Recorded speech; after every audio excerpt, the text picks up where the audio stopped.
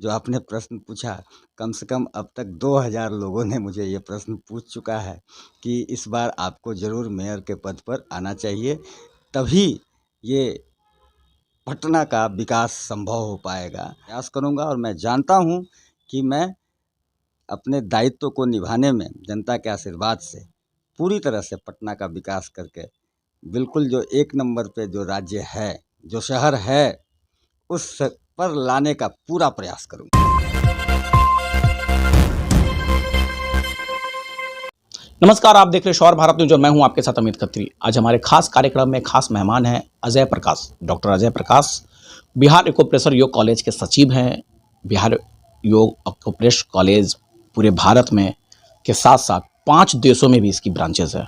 साथ ही साथ पटना के पटना सिटी में इनका ब्रांच है। आइए इनसे हम बात करते हैं। कई सामाजिक संगठनों से जुड़े हैं, कई सामाजिक संस्थाओं से जुड़े हुए हैं।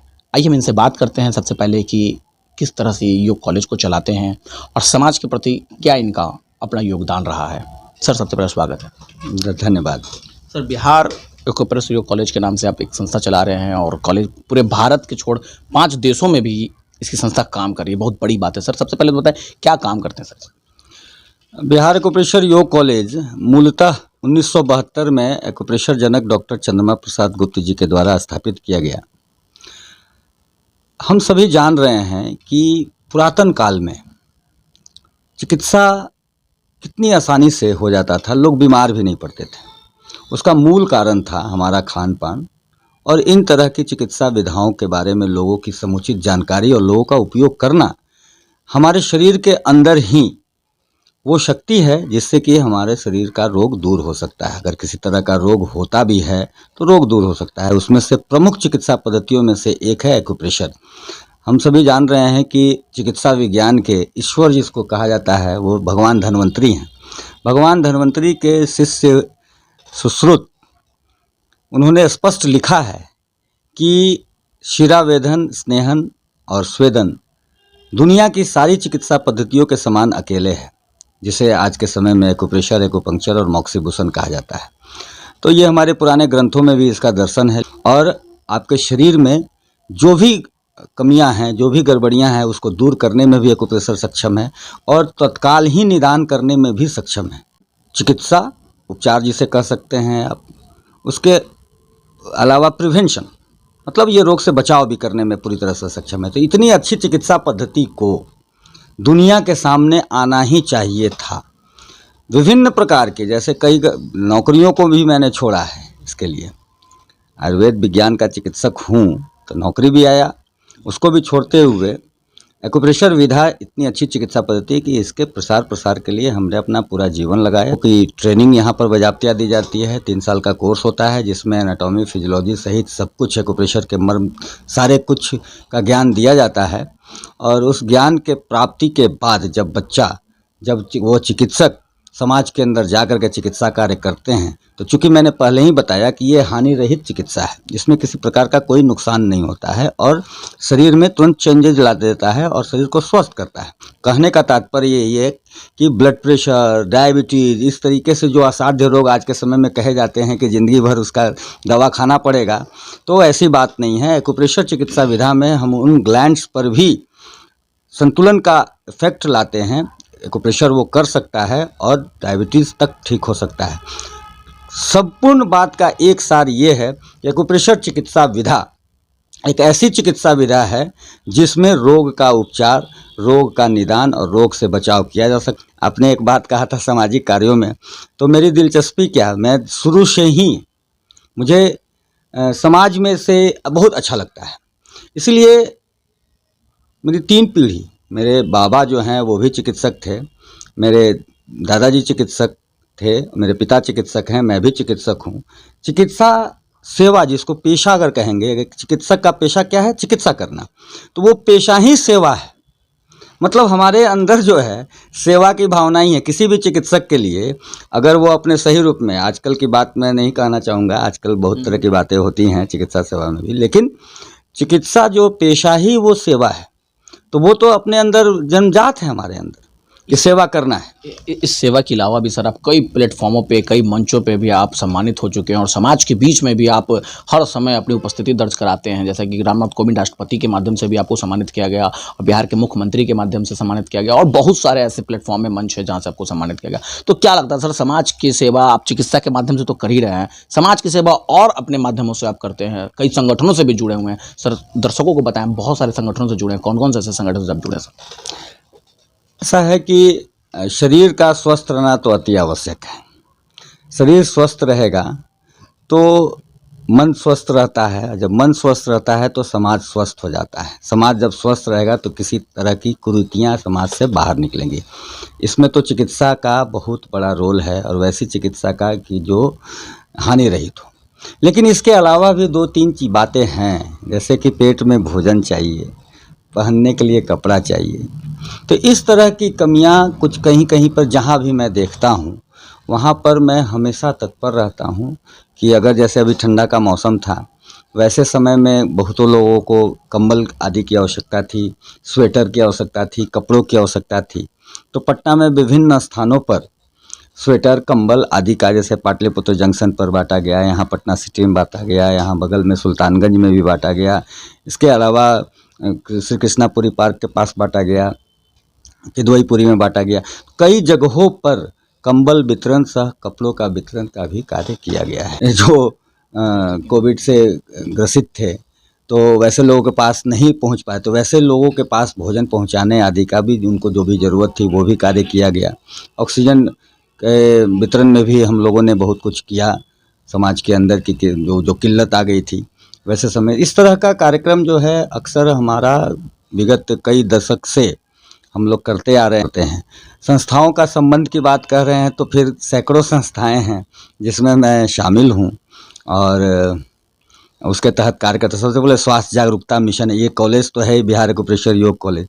स्वास्थ्य जागरूकता मिशन है, आयुष महासभा है, आशीर्वाद सेवा समिति है, अंतर्राष्ट्रीय वैश्य महासम्मेलन है, अपनी गाय घाट के पास जो सेवा समिति है। वैसे वैसे दर्जनों संस्थाएं हैं, ग्रामीण चिकित्सक एसोसिएशन है, उसके अलावा और भी कई सारे संगठन हैं, बरनवाल सेवा समिति है। तो इन सारे संगठनों में अपना कार्य करते रहता हूँ। समाज के तमाम कामों को आप बढ़ चढ़कर हिस्सा लेते हैं समाज के कामों में। सर ये तो प्रोफेशनल हो गया, व्यक्तित्व ज़िंदगी के बारे में थी। अब थोड़ा सा राजनीति की बात कर लिया जाए, क्योंकि आप समाज की सेवा में काफ़ी ज़्यादा एक्टिव रहते हैं, जैसा कि आपने बताया और मैंने देखा भी है। तो अभी फ़िलहाल पटना में एक चुनाव आने वाला है, सर पे चुनाव है, पटना नगर निगम का मेयर पद के चुनाव होने जा रहे हैं, जबकि सर्कुलेशन जारी कर दिया गया है कि आम जनता इस बार वोट करेंगे मेयर को। आप सामाजिक गतिविधियों से जुड़े रहते हैं, समाज के क्षेत्रों में काम कर रहे हैं, अपनी भागीदारी निभा रहे हैं। क्या लगता है अगर ऐसा मौका मिले तो क्या आप इस बार अपनी दावेदारी उम्मीदवारी जताएंगे, जनता के बीच जाएंगे, पटना की जनता के बीच? बहुत ही अच्छा प्रश्न पूछा है आपने। राजनीति से मेरा संबंध 3 पीढ़ियों से है, और समय समय पर हम लोगों ने सरकार के विभिन्न पद पर अपनी सेवा दी है। जैसे मेरे दादाजी भी होम्योपैथिक बोर्ड में रहे। मैं 2017 में आयुष मंत्रालय में भारतीय चिकित्सा केंद्रीय परिषद, आयुष मंत्रालय भारत सरकार का 2017 में निर्वाचित हुआ। पूरे बिहार के डॉक्टर्स में वोट दे करके और बहुत संख्या में वोट दे करके निर्वाचित किए, और वहाँ हम लोग गए और अच्छा कार्य किए। अब बात उठती है कि राजनीति भी जो है वो समाज सेवा ही है। वास्तविकता ये है कि राजनीति को समाज सेवा ही समझना चाहिए। जो लोग इसे धन बल से अर्जित करना चाहते हैं या फिर पद पर जाने के बाद धन संग्रहण में, तो ये बिल्कुल नहीं रहना चाहिए। इससे मेरा अपना मानना है कि अगर समाज में समाज चाहती है, समाज के लोग चाहते हैं कि आप मेयर बनो और मेयर के दायित्व को अच्छे ढंग से संभालो, और समाज को अगर मुझ पर पूरा विश्वास होता है, जो कि मुझे लगता है कि अब तक जो भी कार्य किए गए हैं, तो निश्चित रूपेण जनता के बीच से जो आपने प्रश्न पूछा, कम से कम अब तक 2000 लोगों ने मुझे ये प्रश्न पूछ चुका है कि इस बार आपको ज़रूर मेयर के पद पर आना चाहिए, तभी ये पटना का विकास संभव हो पाएगा। अभी इंदौर की तरह पटना बनाने में निश्चित रूपेण आप सफल हो पाएंगे। इसलिए लोगों का आ रहा है, अगर पूरी तरह से सभी लोगों का सहयोग रहा और सभी लोगों का इसी तरह आशीर्वाद मिलता रहा, और लोगों की इच्छा को तो मैं दरकिनार नहीं कर सकता हूँ। अगर वैसा रहा तो निश्चित रूपेण कई संगठन, दर्जनों संगठन मुझसे ये कह रहे हैं कि आपको आना चाहिए, आप निश्चित रूपेण उस पद पर आकर के पटना का विकास करेंगे। सर आपके साथ है, पर लेकिन इस बार का मेयर चुनाव बहुत बड़ी चुनौती होगी सर। कई विधानसभाओं को टच करना है, कई लोकसभाओं को टच करना है, काफ़ी ज़्यादा आबादी होगी। तो ऐसे में एक चुनौती है जनता के बीच जीत कर जाना, सदन में जाना और भी पटना का विकास करना। तो क्या लगता है जनता का साथ और समर्थन आपको मिलेगा? अगर, चूँकि आपने अभी अपनी घोषणा नहीं की है, अगर जनता का समर्थन और साथ मिलता है आपको? मैं तो पहले ही बोला कि अगर जनता चाहती है कि मैं मेयर के रूप में आकर के अपनी सेवा दूं, मैंने तो सेवा देना ही सीखा है, चाहे वो इस कॉलेज के माध्यम से हो, चिकित्सा के माध्यम से हो। संपूर्ण भारत में प्रति वर्ष एक्यूप्रेशर पखवाड़ा तक का आयोजन करता हूं, वो भी एक वर्ल्ड रिकॉर्ड में जाने वाला है। कोरोना काल के चलते इस साल थोड़ा सा डिस्टर्ब हो गया। हजारों की संख्या में एक साथ चिकित्सा शिविर का आयोजन किया जाता है संपूर्ण भारतवर्ष में। अगर जनता ये कहती है तभी मैं खड़ा भी होऊंगा, और जब जनता ही कह कर के मुझे खड़ा कराएगी तो उनका आशीर्वाद है तभी तो मैं खड़ा होऊंगा। तो निश्चित रूपेण जो कार्य जनमानस देखा है कि ये निस्वार्थ भाव से, चाहे वो आयुष मंत्रालय हो, चाहे वो चिकित्सा का क्षेत्र हो, चाहे वो ये संस्थान हो, चाहे कोई भी सामाजिक संगठन हो, निस्वार्थ भाव से मैं सेवा करता हूँ।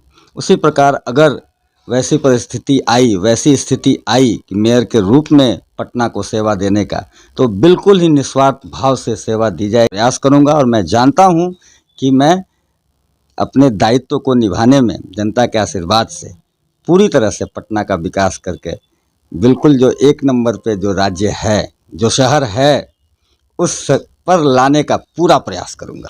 तो ये थे हमारे साथ डॉक्टर अजय प्रकाश, जो कि बेबाकी से अपनी बातों को रख रहे थे और बता रहे थे कि जिस तरह जब इन्हें किसी भी संस्था और संगठन में मौका मिला है, चाहे वो आयुष मंत्रालय में हो, चिकित्सा के क्षेत्र में हो या फिर समाज के क्षेत्र में हो, बढ़ चढ़कर हिस्सा लिया और उस कामों को पूरा निर्वाह किया है। अगर जनता चुनकर भेजती है और जनता के मन चाह लेती है, जनता चाहती है अगर कि इस बार का पटना का मेयर डॉक्टर अजय प्रकाश हो, तो जाहिर सी बात है कि मैं खड़ा हूँगा, अपनी उम्मीदवारी, अपनी जवाबदेही को लेकर जाऊँगा जनता के बीच और जीत कर पूरे पटना को इंदौर से भी बड़ा, इंदौर से भी साफ सुथरा शहर बनाने का काम करूँगा। अपने सहयोगी के साथ मैं अमित खत्री, शौर भारत न्यूज़, पटना, बिहार।